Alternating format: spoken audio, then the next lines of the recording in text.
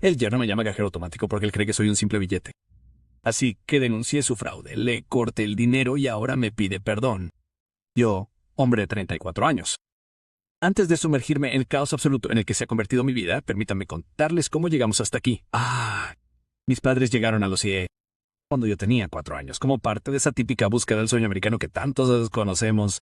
Mi padre era ingeniero en mi país, pero ya saben cómo es esa historia. Terminó trabajando en 2 empleos aquí porque su título no estaba reconocido. Mi madre era maestra y luego empleada doméstica. Bueno, la historia es la misma. Se partieron el culo para darnos una oportunidad de hacer algo mejor. Entonces falleció papá cuando cumplí 12. Infarto repentino. Simplemente se fue. Dejó a mi madre sola para criarnos a mí y a mi hermana Rachel de 31 años, en un país que todavía le resultaba medio extraño. Recuerdo la noche en que ocurrió como si fuera ayer, mi mamá sentada en nuestra mesita de cocina. Las facturas estaban esparcidas por todas partes, llorando cuando pensaba que estábamos dormidos. Esa imagen me hizo algo. Me encendió una chispa que nunca se apagó. Así que estudié. Estudié de verdad. El tipo de estudio en el que tus profesores llaman a tu madre porque les preocupa que no duermas lo suficiente. El tipo de estudio en el que te saltas fiestas, bailes de graduación y prácticamente todo lo demás porque tienes una voz en tu cabeza que te dice que el fracaso no es una opción. Acabé graduándome como valedictorian, lo que suena impresionante hasta que te das cuenta de que nuestra clase solo tenía 84 estudiantes. Pero bueno, fue suficiente para conseguir una beca completa para estudiar informática en una universidad pública bastante decente. La universidad fue diferente. Por primera vez estaba rodeado de gente que de verdad se entusiasmaba con las mismas cosas frikis que yo. Empecé a participar en jatones, competiciones de seguridad, ese tipo de cosas. Descubrí que tenía un don para encontrar agujeros en los sistemas, legalmente, por supuesto. En el tercer año ya estaba haciendo auditorías de seguridad independientes para empresas locales. No ganaba mucho, pero lo suficiente para enviarle algo a mamá todos los meses. Después de graduarme recibí ofertas de algunas grandes empresas tecnológicas. Buenas ofertas, de esas que hacen llorar de alegría a tu madre inmigrante cuando se las cuentas. Pero algo no cuadraba. Seguía viendo cómo estas pequeñas y medianas empresas quedaban totalmente destrozadas por ransomware, estafas de pesca, filtraciones de datos, todo tipo de cosas que podrían haberse evitado con medidas de seguridad básicas. Las grandes empresas tenían equipos enteros dedicados a estas cosas, pero las pequeñas eran presas fáciles. Fue entonces cuando decidí montar mi propia empresa de consultoría de ciberseguridad. ¿Fue aterrador?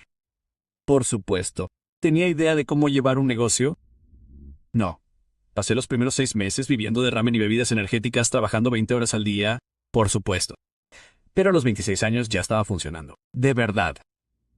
Nos especializamos en ayudar a las pequeñas empresas a mejorar su seguridad sin arruinarse. Encontramos un nicho de mercado en los consultorios médicos. A esos pequeños consultorios médicos que necesitaban cumplir con HIPAA, pero no podían costear las grandes firmas consultoras. Ahora, a los 34 años, la empresa ingresa entre $400,000 y $600,000 anuales, según los contratos. No es por presumir. Créeme, eso cobra relevancia más adelante en esta historia. Solo quiero que entiendas que me he dejado el culo para llegar hasta aquí. Cada céntimo lo he ganado trasnochando, fines de semana perdidos y ese tipo de estrés que te hace temblar los ojos. Aquí llega Mike, 36 años, marido de mi hermana. Dios, hasta escribir su nombre me sube la tensión. ¿Conoces a esos tipos que siempre tienen una idea millonaria? Los que han leído solo un libro sobre emprendimiento, probablemente Padre Rico, Padre Pobre, y ahora no paran de hablar de fuentes de ingresos pasivos. Ese es Mike. El típico emprendedor que nunca ha conocido un plan para hacerse rico que no le encante. Siempre hablando de criptomonedas, NFTs, compra-venta de inmuebles, básicamente cualquier cosa que prometa la máxima rentabilidad con el mínimo esfuerzo. La verdadera tragedia. Mi hermana Rachel es brillante, realmente brillante, tiene un doctorado en biología, estaba haciendo una investigación pionera en terapia genética, publicó varios artículos antes de los 30, pero lo dejó todo para apoyar sus sueños. Sí, cambió su bata de laboratorio por un puesto como animadora y facilitadora personal de Mike. Ahora que lo pienso, debería haber visto las señales de alerta. La forma en que me acorralaba en las reuniones familiares para presentarme su último plan. Como siempre se las arreglaba para dirigir las conversaciones hacia cuánto dinero estaba ganando mi negocio.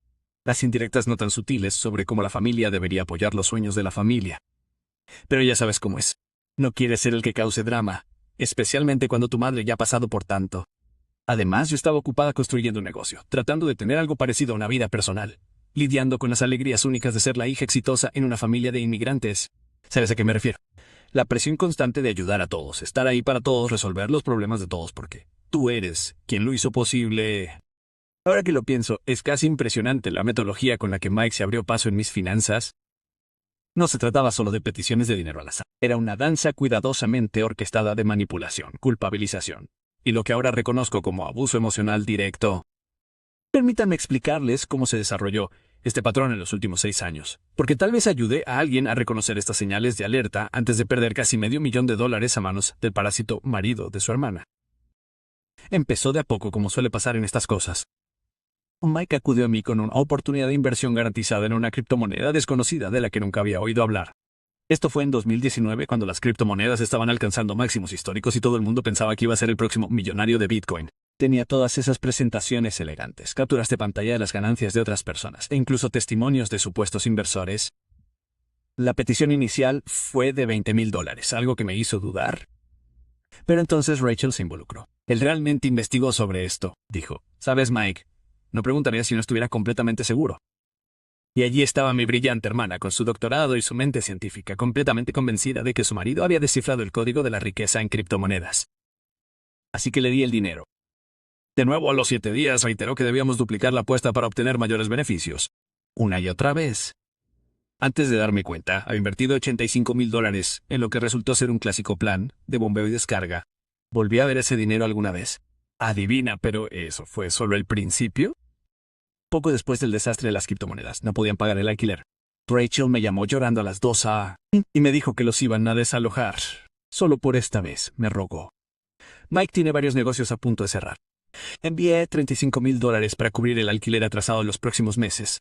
3 meses después, la misma llamada, diferentes niveles. Esto ocurrió 3 veces distintas, lo que supuso un total de otros $115,000 tirados a la basura. Estaba mi casa del lago. La había comprado como propiedad de inversión, con la intención de alquilarla durante la temporada alta y usarla yo mismo durante el resto del año. Mike me convenció para que le dejara usarla para sus eventos de networking, alegando que estaba estableciendo contactos con personas de alto poder adquisitivo que podrían convertirse en clientes potenciales para mi empresa de ciberseguridad. Sonaba bastante razonable, ¿verdad? Incorrecto. Estos eventos de networking resultaron ser fiestas glorificadas en las que Mike presentaba sus últimos planes a otros aspirantes a empresarios. Destrozaban el lugar todas las veces. Muebles rotos, alfombras manchadas, incluso un agujero en una pared que Mike jura que ya estaba allí. Tan solo las facturas de limpieza y reparación me hicieron replantearme mis decisiones de vida. Pero la situación de la tarjeta de crédito fue cuando las cosas fueron de mal en peor. Mike acudió a mí con esta brillante idea de iniciar una consultoría empresarial. Solo le faltaba una tarjeta de crédito comercial para arrancar. Su crédito estaba por los suelos. Señal de alerta número 437 que ignoré. Entonces necesitaba que yo fuera su aval. Dijo que era solo para generar crédito comercial. Yo haré todos los pagos. Probablemente puedas adivinar cómo terminó eso. Alcancé un máximo de $25,000 en 2 meses. Cuando lo confronté al respecto, tuvo la audacia de decirme que los gastos comerciales son una inversión en nuestro futuro. ¿Desde cuándo su sueño es mío? Los préstamos más pequeños eran casi peores que los grandes. Era una muerte por $500 aquí, $11,000 allá, siempre con alguna razón urgente. Reparaciones de automóviles, facturas médicas que luego descubrí que no existían, suministros comerciales para negocios que nunca se materializaron. Cada vez la misma promesa. Te pagaré tan pronto como se cierre este trato. Alerta de spoiler, nunca se cerró ningún trato. Pero aquí está el verdadero problema. Toda mi familia no solo permitió este comportamiento, sino que lo alentó activamente. Mi madre, que vio a mi padre trabajar hasta la muerte, tratando de mantenernos, se convirtió en la mayor animadora de Mike. La familia apoya a la familia, decía ella, olvidando convenientemente todas las veces que yo los había apoyado. Cuando tu padre estaba empezando, todos lo ayudaban. Sí, mamá. Papá tenía 2 trabajos legítimos, no se dedicaba a estafas de inversión. Rachel era incluso peor. Eres soltera y no tienes hijos. ¿En qué más te lo gastarías? Decía, como si no tener hijos significara que tenía la obligación de financiar los delirios de su marido. El hecho de que estuviera ahorrando para mi propio futuro, intentando construir algo sostenible, no significaba nada a sus ojos. Fui simplemente egoísta con los recursos de nuestra familia. La familia extensa también se sumó. Mis tías y tíos, que nunca se molestaron en ayudar cuando mamá luchaba por criarnos sola, de repente tenían muchas opiniones sobre cómo debería gastar mi dinero. ¿Cuándo vas a ayudar a tu hermana a lograr sus sueños? Preguntaban en cada reunión familiar. Es curioso cómo los sueños de Rachel solían ser sobre curar enfermedades y ahora son sobre apoyar el último plan de Mike. Intenté poner límites, intenté explicar que tenía que pensar en mi propio futuro, pero cada intento me hizo sentir la misma culpa. La sangre es más espesa que el agua. La familia siempre es lo primero. Tu padre estaría muy decepcionado de ti. Utilizaron la memoria de papá como arma para manipularme y que siguiera fluyendo el dinero. ¿Sabes qué dicen? Que la gota que colma el vaso nunca es la gota que colma el vaso. Es todo el peso que cayó antes. Bueno, la espalda de mi camello no solo se rompió, sino que se rompió en 1,000,000 de pedazos. Y el detonante fue mi Porsche 911 2024. Dejad que os explique. Después de años de invertir dinero en los planes de Mike, mantener a mi familia y en general ser la red de seguridad financiera de todos, finalmente decidí hacer algo por mí misma. El coche ni siquiera fue una compra tan impulsiva. Había estado ahorrando específicamente para él, hice los cálculos una docena de veces y me aseguré de que no afectara a mi capacidad para mantener mi negocio o ayudar a mamá con sus necesidades reales. Recuerdo el día que lo compré. Por primera vez en mi vida entré en un concesionario y no me sentí una impostora. No tenía la voz de mi padre en mi cabeza diciéndome que tuviera cuidado con el dinero. No calculé cuántas emergencias familiares podría afrontar si gastaba tanto. Simplemente compré algo porque lo quería y me lo había ganado. El día en que todo se vino abajo empezó con bastante normalidad. Era domingo, y estaba en casa de mi madre ayudándola a preparar la cena. Esto era lo nuestro. Cada 2 domingos llegaba temprano y pasábamos la tarde en la cocina. Me contaba historias sobre mi padre, me enseñaba viejas recetas familiares, ese tipo de cosas. Era tranquilo, normal, hasta que oí el inconfundible sonido de mi coche al arrancar. Aquí tienes algo que tienes que saber sobre el 11 de septiembre. Tiene un sonido muy característico. Ese motor boxer de 6 cilindros tiene un gruñido particular que no puedes confundir con nada más. Así que cuando lo oí arrancar fuera de la casa de mi madre, sabiendo que no le había dado las llaves a nadie, se me cayó el corazón al estómago. Salí corriendo y encontré a Mike en el asiento del conductor. Rachel viajaba en el asiento del copiloto y un grupo de nuestros primos se había reunido alrededor como si fuera una exhibición de autos. Mike estaba acelerando el motor, mostrando características que no tenía derecho a tocar, y actuando como si fuera el dueño de la cosa. Las llaves las sacó del bolsillo de mi chaqueta mientras yo cocinaba. Se las llevó como si fueran propiedad de la comunidad. Mike, sal de mi coche. Intenté mantener la voz tranquila, profesional, como hablo con un cliente difícil. Su respuesta fue una carcajada. No solo una risita, sino una risa condescendiente que me hizo hervir la sangre. Tranquilo, hermano. Les presento la adquisición fruto de la crisis de los 40. Además, nunca la usas bien. No eres más que una calculadora glorificada que tuvo suerte con los ordenadores. Eso ya habría sido bastante malo. Pero lo que pasó a continuación fue lo que realmente me destrozó. Todos se rieron. No solo risitas educadas, sino carcajadas profundas y genuinas. Mi propia familia, gente a la que había apoyado y ayudado durante años, se reían de mi falta de respeto en mi propio coche que había comprado con mi propio dinero. La reacción de mi madre fue el último clavo en el ataúd. Salió secándose las manos en el delantal, y en lugar de decirle a Mike que mostrara un poco de respeto, se puso de su lado. Tienes razón, cariño. Deberías dejar que ellos también lo disfruten. De todas formas, Mike sabe más de estos coches. En ese momento, algo cristalizó en mi mente. Cada comentario despectivo sobre mi carrera, cada vez que habían minimizado mis logros, cada préstamo que nunca se devolvió, cada límite que se ignoró, todo cobró mayor relevancia y vi la situación como realmente era. Ojalá pudiera decir que tuve alguna respuesta dramática, que grité, que monté una escena o que hice algo cinematográficamente satisfactorio. En cambio, me quedé allí de pie observando a ese hombre que no había tenido un trabajo de verdad en 6 años, sentado en mi coche de $180,000 que ni siquiera había pedido usar, que ni siquiera, haciendo bromas sobre mi carrera que lo había estado apoyando a él y a sus delirios durante años, mientras mi propia sangre se reía conmigo.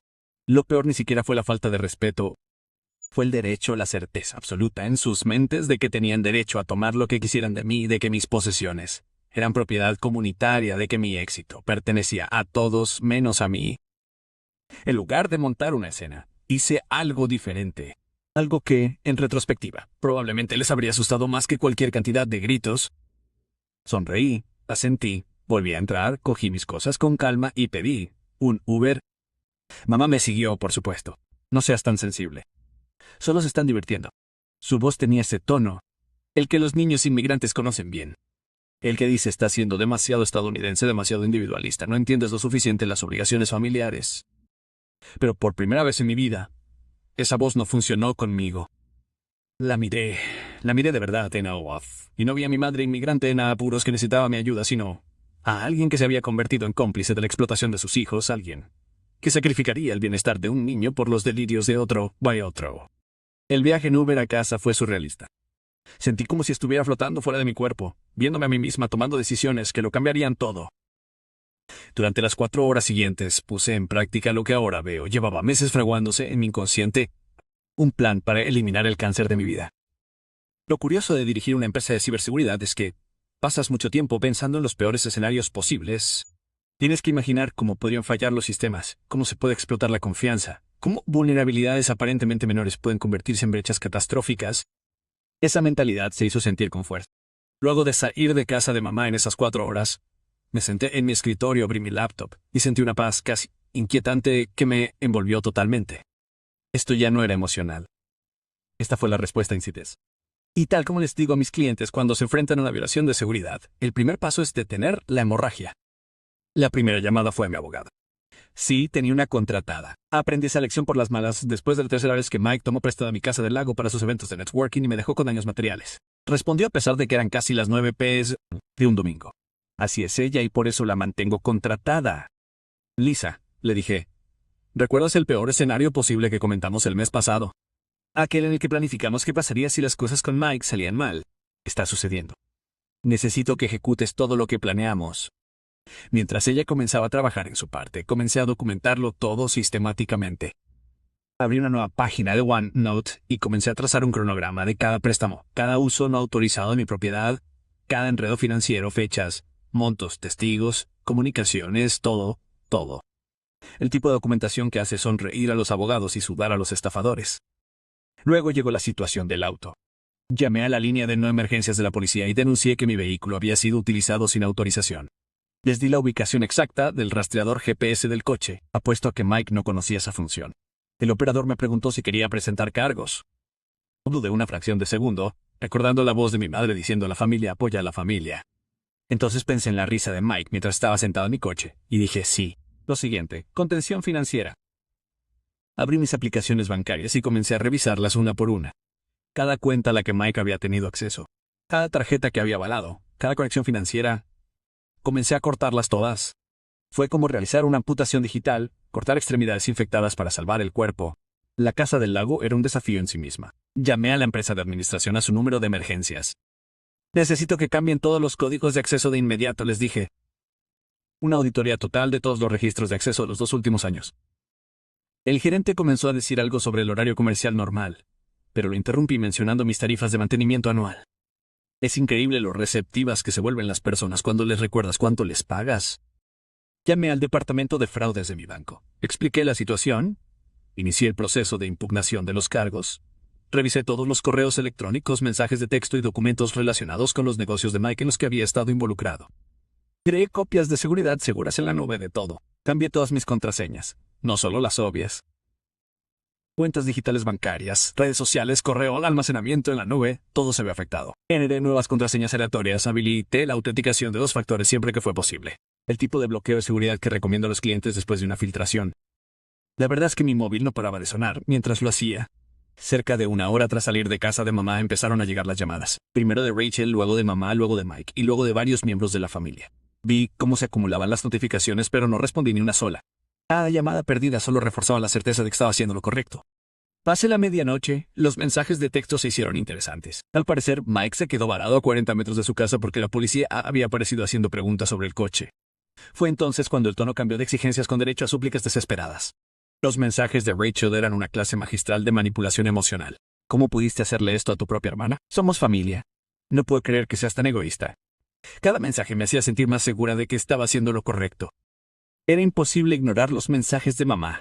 Su voz se quebraba mientras hablaba de cómo le estaba rompiendo el corazón, de cómo no me crió para ser así, de lo decepcionado que estaría tu padre. Pero aquí está la cuestión. Finalmente me di cuenta de que lo había entendido al revés.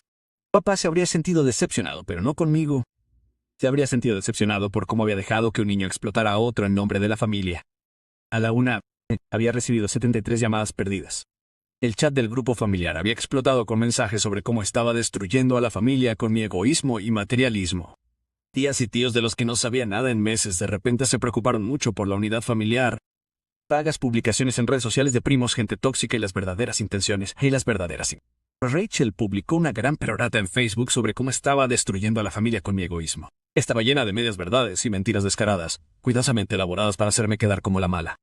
No me molesté en responder, solo lo documenté, guardé capturas de pantalla y lo añadí al creciente archivo de pruebas.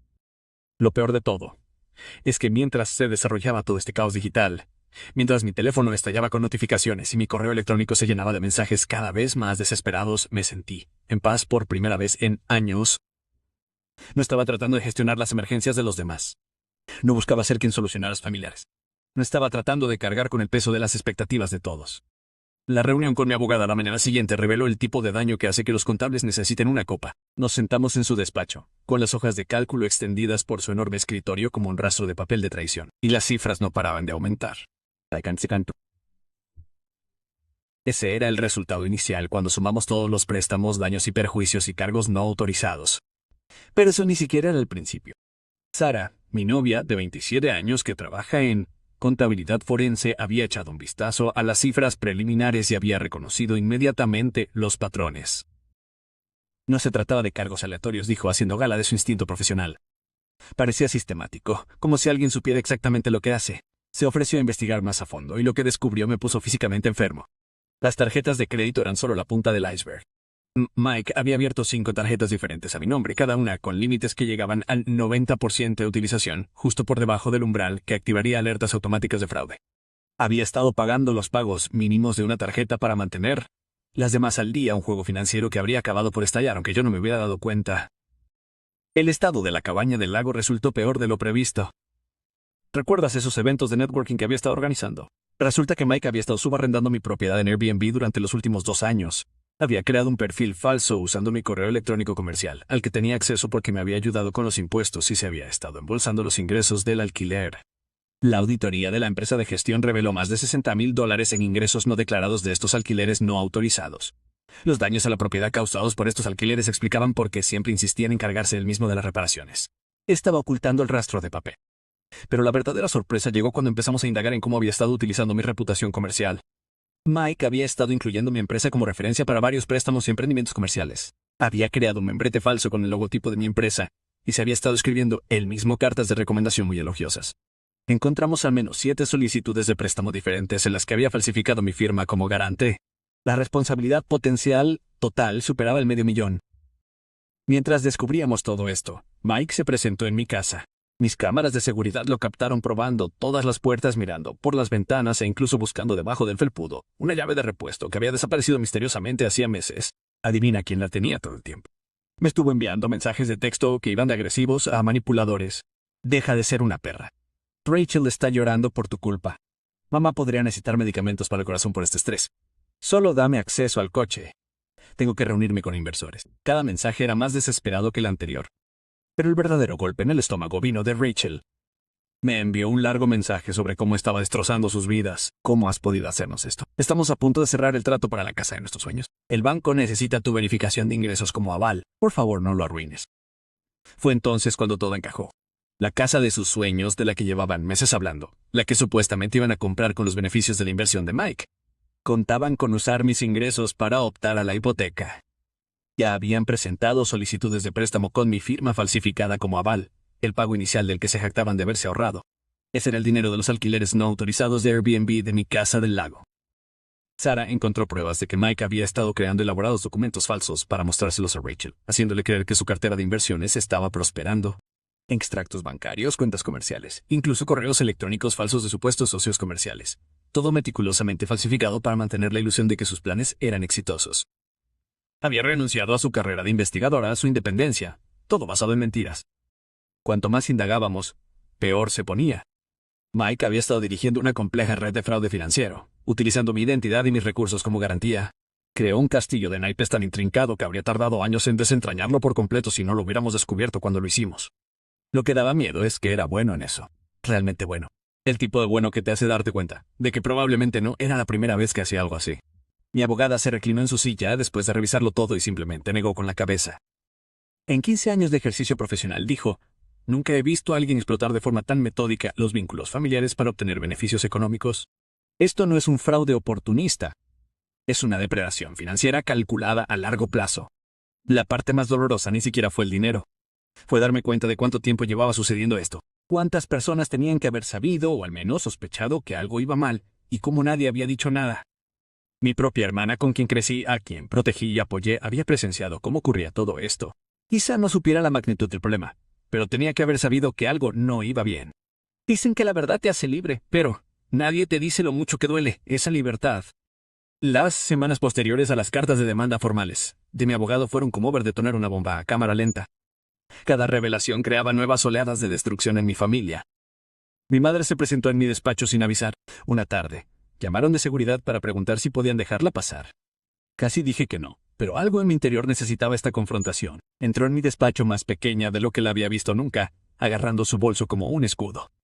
«Háblale», suplicó, con la voz apenas por encima de un susurro. «Dice que puede explicárselo todo». Era doloroso ver la desesperación en sus ojos. Esta era la mujer que me había criado, que me había enseñado sobre la integridad y el trabajo duro. Ahora estaba sentada en mi despacho, pidiéndome que escondiera años de fraude debajo de la alfombra. Saqué la pila de extractos de tarjetas de crédito. Los extendí sobre mi escritorio. Le mostré las firmas falsificadas, los cargos no autorizados, los cheques sin fondos. Señalé las fechas, los patrones, la naturaleza deliberada de todo. Se quedó sentada allí durante lo que parecieron horas, mirando fijamente los papeles, estirando de vez en cuando la mano para tocar una firma, como si intentara hacerla real. «Pero ahora es de la familia», susurró. Y en esas 4 palabras escuché el peso de todas las expectativas culturales, todos los miedos de los padres inmigrantes a las familias rotas, todos los sacrificios que había hecho para mantenernos unidos. Fue entonces cuando me di cuenta de que no solo estaban ayudando a Mike. Estaban tan profundamente inmersos en la ilusión de la armonía familiar que ya no podían afrontar la realidad. Los mensajes de texto se volvían cada vez más desesperados a medida que la maquinaria legal avanzaba. «Mike, vamos, hombre. Podemos resolver esto. Solo necesito un poco de tiempo para arreglar las cosas. No le hagas esto a tu hermana. Mamá, tu padre estaría muy decepcionado de ti después de todo lo que hemos hecho por ti». Cada mensaje era como un cuchillo que se clava más profundamente en viejas heridas. La mención de mi padre me impactó especialmente. ¿Realmente estaría decepcionado de mí por protegerme? ¿O estaría decepcionado de cómo su familia se había convertido en buitres que se alimentaban unos de otros en nombre de la lealtad? A medida que pasaban las semanas me encontré lamentándome no solo por el dinero perdido, sino por la familia que creía tener. La hermana que solía ser mi mejor amiga. La madre que me enseñó sobre la integridad. La familia extensa que creía que velaba por nuestros mejores intereses. Fue como ver cómo una fotografía se desvanece al revés. La imagen clara de mi familia disolviéndose en algo irreconocible. Ayer marcó un punto de inflexión que nunca vi venir. Sarah me estaba ayudando a organizar mis documentos fiscales para la próxima auditoría de la IRS, otra encantadora consecuencia del fraude de Mike, cuando se dio cuenta de algo que hizo que sus instintos de contabilidad forense se estremecieran. Levantó un extracto que nunca había visto antes. Su rostro mostraba el tipo de preocupación que me hace sentir un nudo en el estómago. «Cariño», dijo, con voz cuidadosa y mesurada, «¿por qué tienes un extracto de tarjeta de crédito de Capital 1? Pensé que solo usabas Chase y Amex». La pregunta flotaba en el aire como el humo previo a una alarma de incendio. No tengo una tarjeta de Capital 1, nunca he tenido una tarjeta de Capital 1. Y sin embargo ahí estaba, un extracto dirigido a mí, que mostraba cargos que nunca había hecho. Ese descubrimiento nos metió en un pozo sin fondo que hizo que todo lo que habíamos descubierto antes pareciera un acto de calentamiento. Pasamos las siguientes 4 horas obteniendo mis informes de crédito de las 3 agencias. Los daños que encontramos me pusieron físicamente enferma. Mike no solo había abierto unas cuantas tarjetas no autorizadas. Él creó toda una vida financiera en la sombra a mi nombre. Nunca supe de esas 6 tarjetas de crédito. Tarjetas de tiendas en Nordstrom, Best Buy, incluso Home Depot, todas al máximo. Todas abrieron en los últimos 8 meses, justo después de que las ayudara con el alquiler por tercera vez.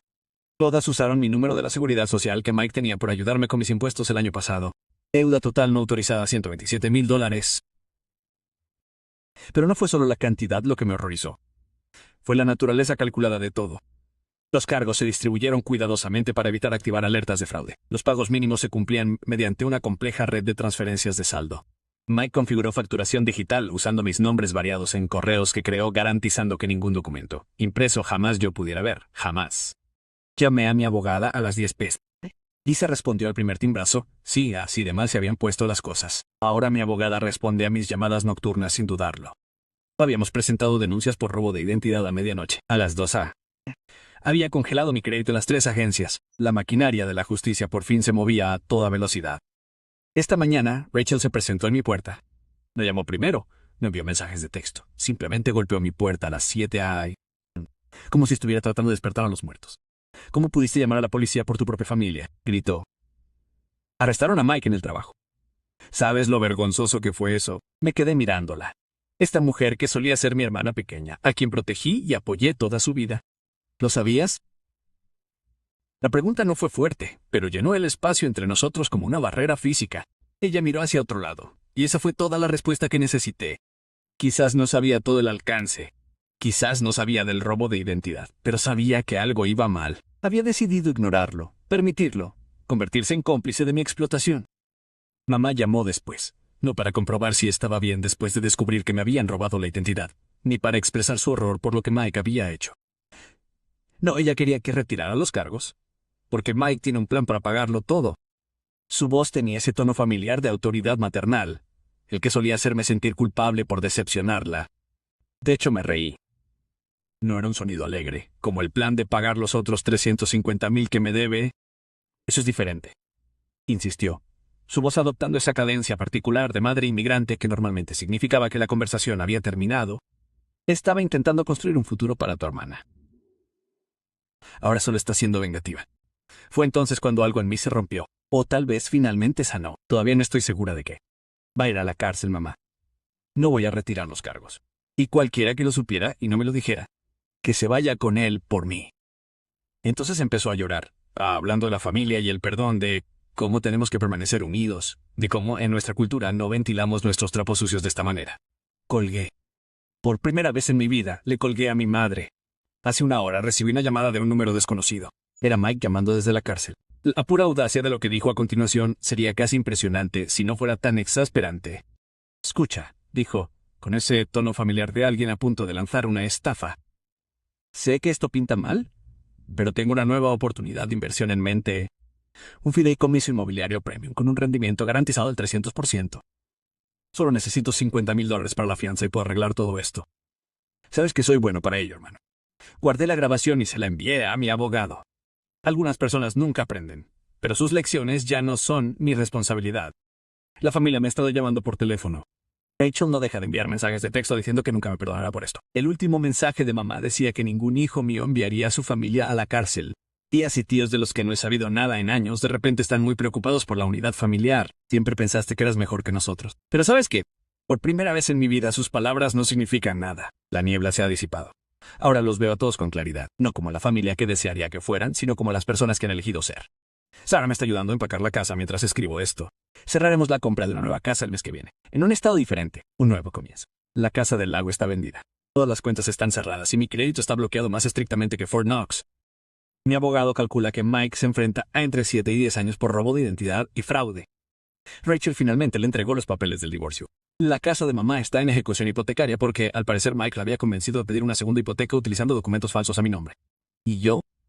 Por fin soy libre. Querían un cajero automático. Bueno, este cajero automático acaba de instalar algunas medidas de seguridad extremas. Y ahora, la única persona que tiene acceso a mi vida soy yo. Última actualización. Han pasado 2 meses. Me mudé a Colorado, compré una casa con Sara que dijo que sí cuando le propuse matrimonio la semana pasada. No he hablado con ninguno de ellos desde entonces. Seguro, mamá manda correos culpables desde nuevas cuentas. Está intentando advertir a mis clientes sobre mí a través de LinkedIn. Pero ¿sabes qué? Ahora duermo como un bebé.